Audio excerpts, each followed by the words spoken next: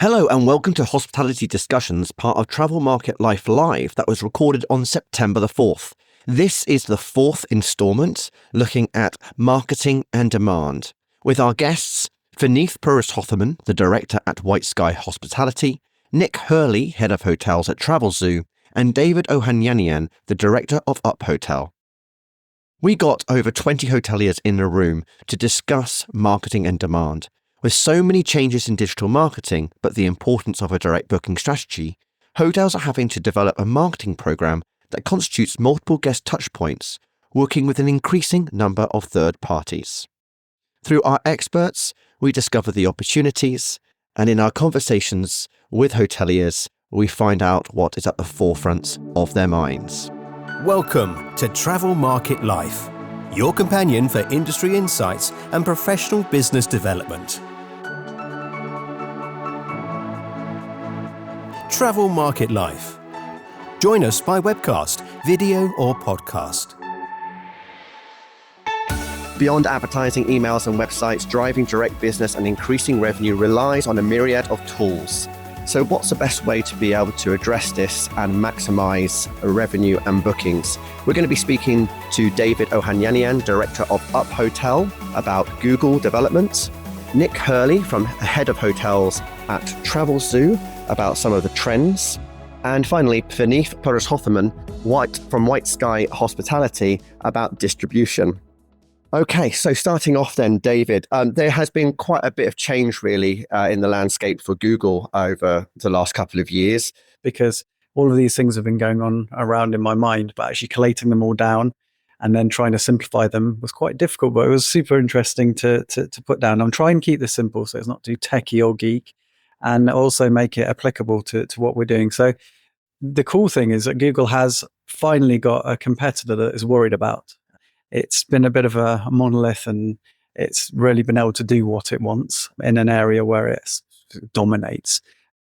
ChatGPT, AI, has started to get it worried because Google is all about search information, providing relevancy to its users. Suddenly, this thing comes out of the blue, and people are starting to ask that questions or ask that to do things, or being able to combine data and simplify things. So we're probably all sick already of hearing AI and not necessarily knowing what it is or how we can necessarily use it, apart from trying to get it to write in a university essay or finding a funny little thing that it can do. But Google is genuinely scared of it because the generation that's coming up is going to be used to using this as a tool. So maybe it's the question for us is how can we use it in our businesses as a tool? But going back to Google, it now needs to really push how it itself is going to use AI. So it's actually great for Google in some ways, but it's also forcing its hand in other ways. So one way that we see it already appearing in Google is search generative experience, or what they also call AI overview. So I don't know if you've seen these starting to appear in Google. If you ask questions, there's this little light blue box at the moment where it gives you a little summary, and then you can drill down into the regular results. So that's a simple way that it's appearing there. So hotels will probably ask, well, how can they appear in that kind of view? How can they become part of that search generative experience? So really, it's becoming a lot more rich with your content across your website, providing things like guides, top 10 things to do, having a lot more information on your site, which is deeper. It doesn't have to get in the way of the other parts of your site, but trying to be have a bit more utility on your website so you do get included in this. Now, also part of Google's AI is being able to do trip plans, things like that you would maybe ask it to do. Say, oh, I'm going to stay in London, I want to stay in this area, can you recommend hotels and also restaurants to go to? So you can see immediately how that, if your hotel is optimized for appearing in those kind of searches, then being included in those trip plans would be really useful. So again, I think it's good. It comes down to basic marketing, really good content, useful content, and then being able to get it found so it's coded properly on your website. Another, I would say, AI tool, but tool in Google is Performance Max for travel. So Performance Max, or PMax, has been there for a little while, but they've actually tailored it to travel and more specifically hotels. So this is a type of Google Ads campaign. So we run standard Google Ads campaigns, but this is a type of campaign that allows you to show assets, so video assets, text ads, and also image assets to a wider group of people. And this is a fairly low cost way of getting exposure to your hotel. So single hotel, smaller groups and chains actually can find it quite cost prohibitive to do more branding or outreach.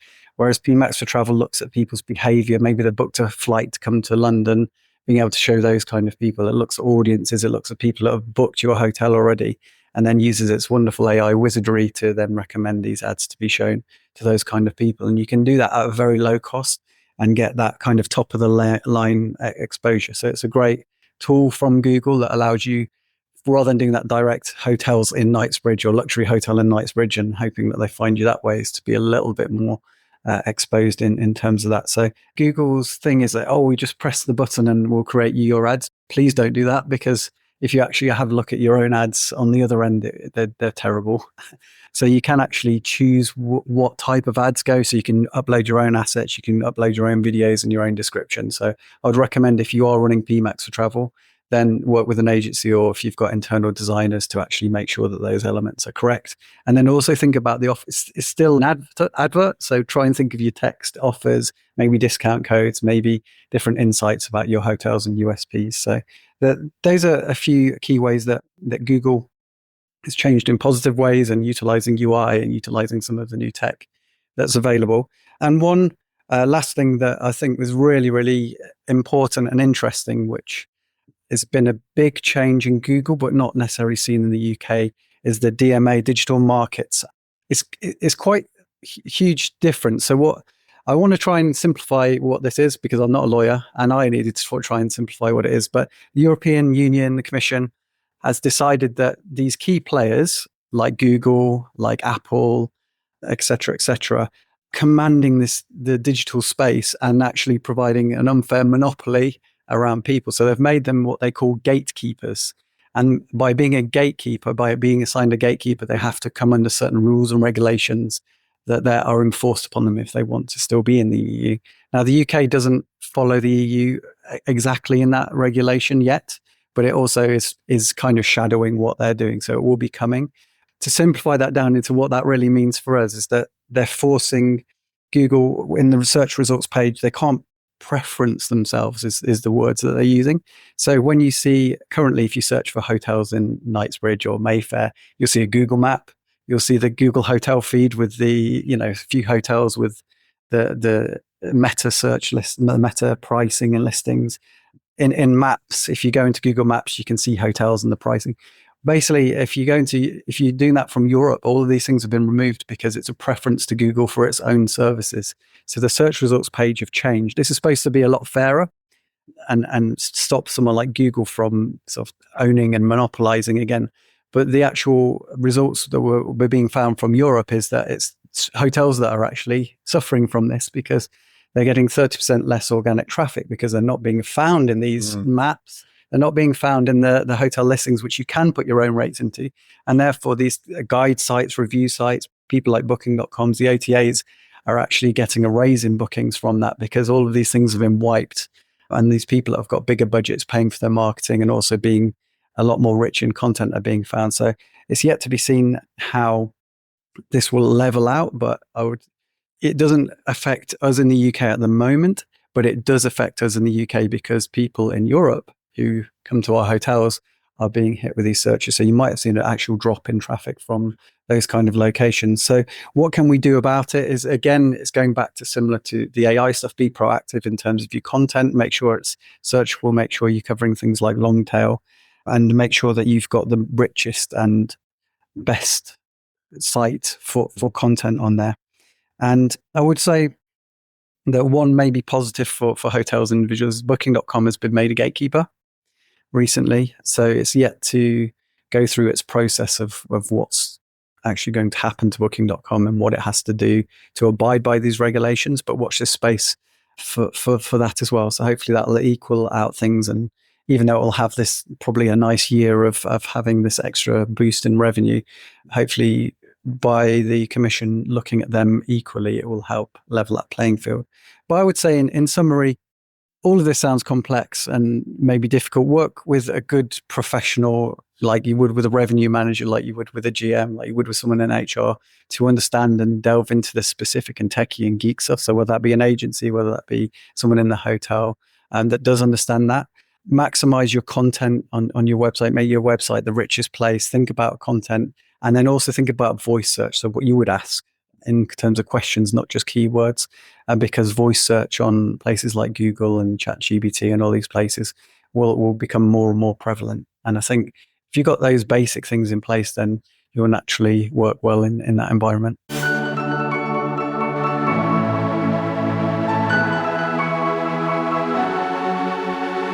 Now we got Nick Hurley as we look at some of the key trends that they're seeing at Travelzoo. So you've been having a look at some of the behavior amongst your members and what they're particularly looking at when it comes to making those bookings. So talk us through these. Yeah, I mean, 2024 started off optimistically in terms of demand for the UK market. We run an annual survey to kind of gauge member sentiment within our audience, and it all looked really positive. So 91% of our audience were looking for 2 or more UK leisure breaks. 3.3 was the average. And crucially, 65% were going to take as many, if not more, breaks within 2024 than they did in 2023. What we figured out pretty quickly was, although demand was there were some key things, and if we didn't get the offering spot on, then it was difficult to take demand and convert it into a booking. So digging into the data, I looked at recent weeks, Q3, and then 2024 in general. There were 5 things that really stood out in terms of what was resonating with a UK audience. So first one is experience-led stays, and we've touched on this a little bit today. It was taking just your average hotel break and turning it into kind of an experiential trip away. So whether that was historic places, attraction tickets, tasting menus, guided tours, that was the kind of content that really resonated for us over the last 6 months. A good example of that, Cornish hotel that we work with, first time around, did okay. It was a good campaign. Second time around, added in tickets to the Lost Garden of Halligan and a Cornish cream tea. They added the cost of those onto the package. That wasn't just a freebie. It increased their sales by 516% just having that inclusion in it. Inclusive packages, we saw a lot of B&B based packages over 2022, 2023 with the staycation boom. What we've really started to see at both hotels and the consumer look to do is more of a half board type package. So 2 and 3 night breaks where you get dinner on each night, breakfasts, afternoon teas, possibly driven by the cost of living crisis and how consumers are a lot more cost conscious at the moment. They've shown us that they want to know what they're paying when they go away, much like they would going on all week inclusive abroad. They don't want to go to a hotel, spend 2 or 3 nights, think that they're paying a price, and then find that there's £100 dinner per day, and the price starts to rocket from there. Longer stays, and this probably isn't an industry average at the moment. It's important to state that we incentivize longer stays through Travelzoo. So you have an overnight stay option, but then we have 2, 3, and 4 nights at incentivized rate. But longer stays, historical average was 1.42 nights per trip.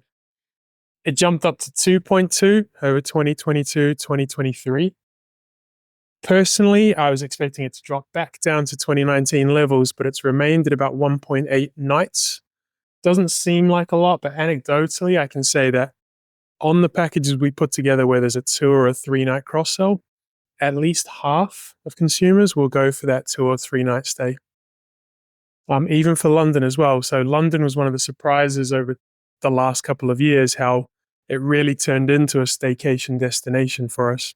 Historically, always an overnight, quick night away. It really got looked at more as a destination in its own right. At local markets or localization, again, it's been touched on today. 5 hours has always been our kind of target drive radius around a property. In recent times, again, whether it's cost-conscious consumers, that's really reduced down to a 2 to 3 hour drive radius from a property that we look to target. It's become a lot more centralized around that property. That local market is as important as ever, and even for London. So I looked at one of our best-selling London packages currently. Half of the bookings came from the counties directly surrounding the city, with 25% of that being central London itself. Again, historically, it's always been further afield coming into London for a trip. It's now become a lot more centralized. And then the final one, it's always fun speaking about price and value in a room full of revenue managers, but the reality is that's what our consumers are showing us is the most important factor when making a booking. To quote a statistic again, 81% of members in the survey said that it is the most important factor. Historically, price or value for money doesn't come into the top 2 or 3. Location's always there. It's been trumped by including a cooked breakfast in the past. From what I could see, price and value has only ever been at about 55% of the audience vote for importance. 81% is a large jump up. So yeah, those are the 5 trends we've seen. They can all be applied to hotels' direct strategies. Really interesting, particularly when you talk about the experience-led stays. You're not changing the price.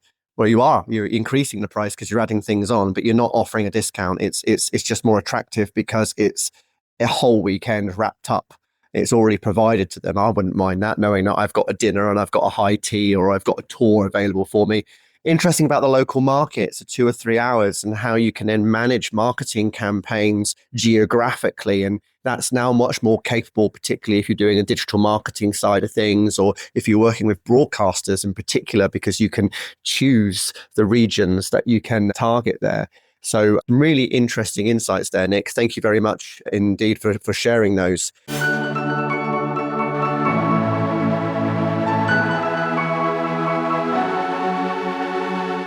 Right. Okay. Now we're going to explore really now the impact of effective distribution with Vineet Purushothaman. There we go. From White Sky Hospitality. Now, this is your area of expertise for effective distribution. What are you particularly seeing as sort of like the key factors that are driving the right bookings and commercial performance for hoteliers today? I think in terms of, we've touched on a little bit, the impacts of Google and, obviously the large OTAs. I think overall, what we're seeing is convergence across segments and the way bookings come into your hotels. So business and leisure combined, how people are booking, what's visible on the GDS versus what's visible on booking.com. That's converging. There's overlaps between sales, marketing, distribution, revenue management. There's a lot of overlaps across different areas that is making it really confusing in parts for people to deal with. And then if you add the regulatory environment that David talked about, on one hand, Google's doing this, but then, DMA, as a result of DMA, hotels have to, be less visible on Google and in Europe. There's also parity legislation brought on by the EU as well. That's confusing things. So there's a lot going on in terms of the distribution world, and a lot of it is driven by that convergence and overlaps. So it's tricky to separate them in some cases. I mean, you've really got to think about how you manage that, I guess, with your team as well, haven't you? It's like who's responsible for what and how do they work together? With the sales team going off doing their corporate deals, the marketing doing last minute discounts, it's all eating into the cost of acquisition and I guess how the value of the hotel is perceived. What's the best way of really aligning each of those approaches to the markets and ensuring that, you're not losing out on valuable revenue there? I think if I just sort of take a step back on that almost, I mean, if you're talking about costs, we're talking about control. How are you controlling your rates? And obviously parity is a big part of it, or rate consistency is a big part of this conversation. That then in turn connects to what you just talked about, which is, does sales know what marketing is doing? Does marketing know what revenue management is looking for versus is there a distribution function? So if there is a way to align teams and take them along the same journey, then you have far better chance of control. And what that in turn means is your rates are not in different places at different ways being booked by people you don't know anything about and spending hours and hours of your time troubleshooting rate disparity and why is my rate there versus not there. And so marketing, for example, may have a brand-led promotion that has gone out, but then that's not been pulled back and it's still selling or is showing as a rate somewhere else. Sales may have given a discount to a travel management company that's now ended up in places because you don't really see where it's going. And then you have also have a leisure promotion with a wholesaler that's gone somewhere. So it sounds like doom and gloom in many ways, the whole rate piece. But if you want lower costs of sale, lower commissions, better negotiating power with whether it's booking.com or whether it's somebody else, you need to know where your rates are going. And that starts with having the foundation of, I would say, sales, marketing, revenue, and distribution, if you have a distribution team, really working in alignment. And this is something that I've done in the past, not so long ago, where we had a commercial planning function layering sales, marketing, revenue, and distribution, the common areas brought together. So strategically, we had certain things that we were aligned on and everybody knew what they were doing and we would plan. I know, Kat, you mentioned about 18 months to 24 months ahead, strategic sort of looking at this information together as a team and then going out and getting it is a good way of doing that. Excellent. Any other pieces of advice that you're sort of like guiding hoteliers in at the moment to really maximize that potential? The other piece that sort of goes underground a little bit is rate stacking. And again, some of you may be familiar with that, but like if you look at booking.com as an example, booking.com has its own loyalty program, Genius. Booking.com says that it delivers real value. You may want to really check what that cost is at the end. So you may be paying a 15% or an 18% or whatever you end up paying. But then if you are already doing that on a discounted promotion rate, that adds another 10%. And then for the Genius, you're paying another 5%. So you could end up with a 40% fee for that booking. And sometimes it goes below the radar a little bit. So if you're looking at true cost of sale for a channel, you may find that it's actually expensive. And then you say, okay, why am I doing that with booking.com, but I don't want to do any business with wholesalers? Because wholesalers' perception is that you don't want to do that because they're expensive. Really? Maybe not. So it's really a question of trying to figure that out. So stacking is a piece that goes without really realizing what's going on. Obviously, new technologies, I think you have that as a topic. So that's definitely one to explore because there are certain channels that are expensive. There are certain, there are increasing number of technologies that are looking at bypassing and coming directly to the hotel. So that's something to look at as well. Sometimes in Kat, this is your world. I'll mention it anyway. GDS, for example, has always been an expensive channel, but then there are ways potentially of looking at how can you bypass that to a certain degree. It's all early days. And so I'm a big fan of data as well, because ultimately we can sit here and talk about a lot of this. True cost of sale needs to be really clear, and it's quite a tricky number to arrive at. And because of what I just said about how many bookings have come on the Genius program at 40% versus something else, a group discount, which is different. So all of that, how do you track that down? There are tools that are available that can help do that. But of course, it requires a little bit of work. So for me, if you want to control costs, it's a little bit of a boring, long-winded road, but it can be done. But it requires great foundations, structural, as in organizational, but also systems as well that talk to each other a little bit. I mean, it will never be perfect, but a bit better than what it does. No, absolutely. And actually had a conversation with H Hotels in Germany about how they've been trying to reduce that cost of acquisition across their affiliate channels. And I think they've managed to shave off over 10% in order to, maximize that output that they're getting from those channels. And that took a couple of years to achieve. But it's if you're talking about a case of H Hotels, which have got 100 hotels, let's say, every hotel saving that, we are talking savings in millions or more, if not. It's incredible. Yeah, absolutely.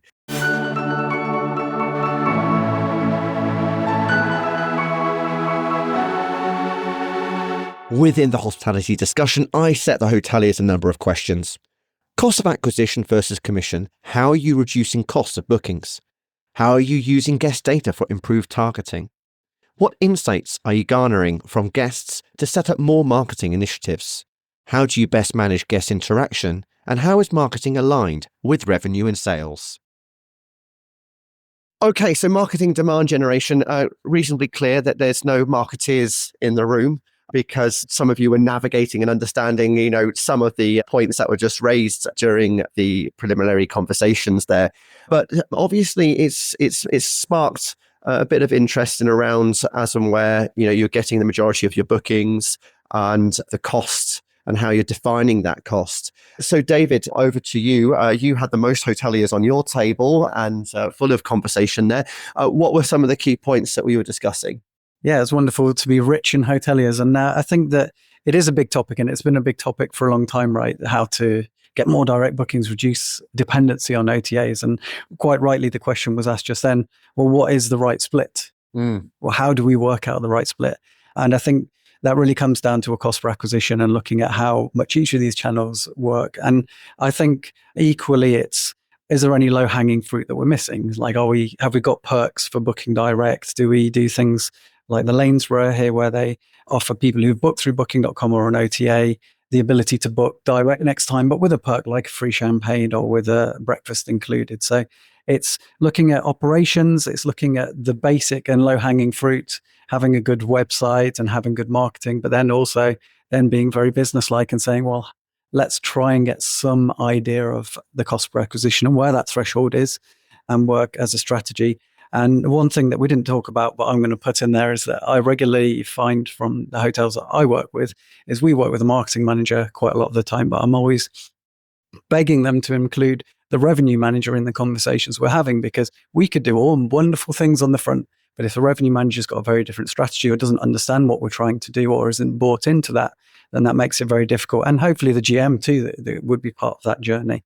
So ways that we've talked about utilizing OTAs maybe differently in different sort of shares for different markets that we aren't able to cover easily. So different languages, different markets that we just cannot afford to cover everything is a good tactical way of doing it. And then also incentivizing guests in different ways can help change that split. See, it's interesting because, I've spoken to a number of hotels that only sell on the OTAs. They don't sell direct. But that's also not to have the headache of having to do their own marketing and have those people in-house and having to have that fixed cost as part of their outgoings as well. So, and I think one of the areas we didn't touch on and haven't really had time in such a short session, this idea of, guest price profiling, that data. An interesting example, if you get chance, is Turtle Bay in America and the level of data mining that they've done to really understand who their guest is and who drives that high value revenue, because they've managed to get it down to a fine art now where they're only targeting and visible in front of the high paying customers, and they're increasing their bookings and they're constantly increasing their revenue. So if you do get a chance, check out the Turtle Pay case study, because it's really fascinating how data can really help you leverage better bookings and cost of acquisition. Over to Kat McLeod here at Elegant Hotel Collection on this table. So where was the conversation going?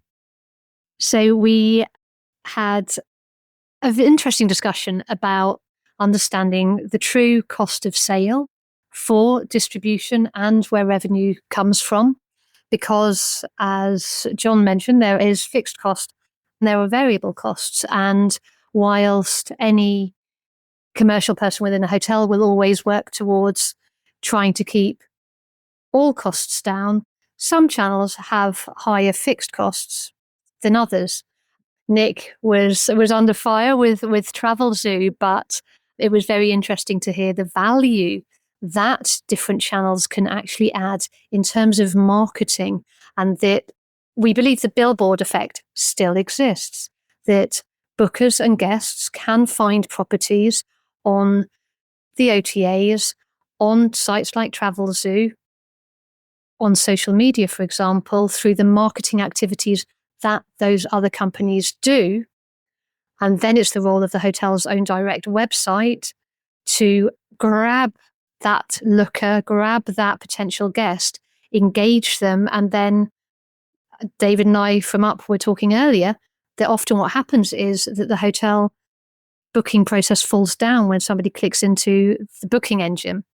So really looking at, some booking engines are free, for example, but what is the opportunity lost? What is the genuine cost of all of those bookings that a hotelier is losing when their booking process isn't seamless and smooth for a guest? Absolutely. And I must say, I've been victim of that and having to book on booking.com. Oh, I'm guilty. I'm sorry. I don't like doing it. But if it's cheaper and easier to do it on booking.com, then I'm off. I'm done. But Nick, interestingly, as Kat pointed out, Travelzoo's audience is quite specific, isn't it? It's got a slightly older demographic, I believe. It is, yeah. It's a more mature, I think fair to say 45 to 65-year-old bracket. And it's organically growing. We don't do TV advertising. It's word of mouth. It's kind of a legacy membership there. And it's active and engaged. And I think that was the point with Kat, was it's very hard for a hotel to build a membership base of 4.5 million people within the UK that are active and engaged. There's companies like Travelzoo where you can tap into that, and we discussed the campaign might generate 100,000 clicks direct to a hotel's website. There's a commission cost to that, but you're probably paying 5 to 10 times that commission cost to the likes of Google and AdWords via the marketing agency or the marketing team. So that's kind of that wider focus on OTAs and third parties.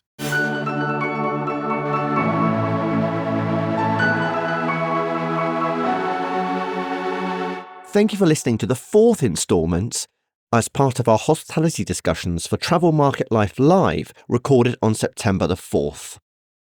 Now, you can check out the fifth and final instalment, which is coming, and we're looking at technology and the relationship with vendors. Remember, you can subscribe to Travel Market Life on our website, www.travelmarket.life, or follow us on LinkedIn to get the regular newsletters and updates for the most recent podcasts and articles that go live. Thanks for listening. For more, go to Travel Market Life. The music sensation by Zach Nelson is reproduced under license from Storyblocks. Travel Market Life is a Haynes Marcoms digital marketing agency production, serving the travel and technology industries.